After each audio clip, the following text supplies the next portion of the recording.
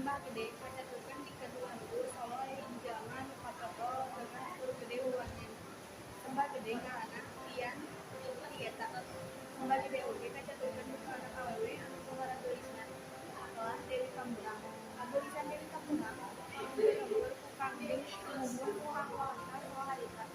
Cindekna mah aya di Pikamkawan bae ku raja ari haja jaman harita kapan kapalaina teh tara bisa ditungkang ngan ninggang-keunana ka Sembah Gede.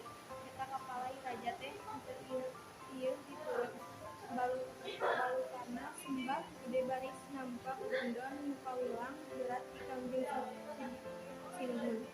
Minangka guganti lantaran teu masihkeun Dewi Kamburang, Sembah Gede kudu seba sato anu sorana pangtarikna ku kagagahan jeung kasaktian Sembah Gede. Kapala raja teh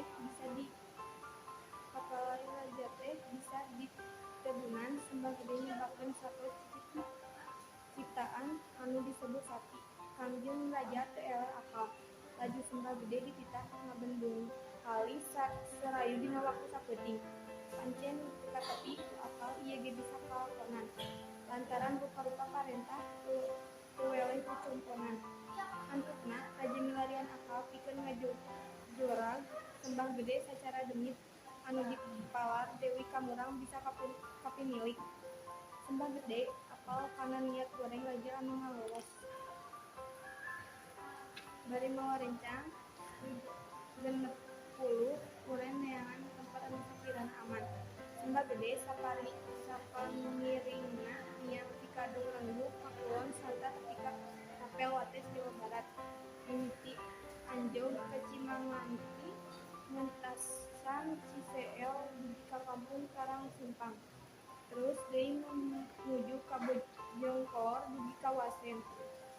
Tempat-tempat anu kaanjongan taya hiji oge anu cocok pikeun tempat matuh. Sembah Gede neruskeun deui lalampahan sarta tapi ka Bojongmalang. Terus deui tepi ka Cintaratu. Di dieu oge taya tempat anu kapilih. Terus bae picendahan tempat-tempat nu kaliwatan ngan seumeut dipake reureuh wungkul. Sembah Gede anjog di hiji leuweung. Pangiringna nu 30 uren tiwarang ngantosan. Anjeunna jeung Garwa putrana neruskeun deui lalampahan sarta tepi ka sisi cai. Di dieu Sembah Gede manggih tempat anu pikirna cocok jeung aman. Garwa jeung putrana di tiwarang ngantosan ari Sembah Gede nyusul pangiringna kalurung ieu patempatan kiwari katelah Jurago. Ari pangiringna nu 60 uren teas tingalona ku Sembah Gede teh tinggal lalungbung bae jiga anak hayam ditinggalkeun ku indungna. Ieu patempatan kiwari katelah kalimbungan. Nasib Sembah Gede di dieu oge teu beda jeung waktu di Kedung Rengguh. Kageulisan Dewi Kamurang kaempeur-empeur deui ka dalam Sukapura. Dalam Sukapura mika palai anu geulis sarta langsung nepikeun panglamarna. Tapi Sembah Gede henteu ieu nurut alias nolak kana kapalai dalem. Dalam Sukapura ngawalerkeun we atuh asal tiasa tuang sasarengan rencang sangguna lauk nu asalna ti walungan nu ngalangkung ka wewengkon Jurago. Ku Sembah Gede diturut dina hiji peuting nalika Sambah Gede ngalalauk di Jurago. Ujug-ujug aya suara ngageleger saperti gugur.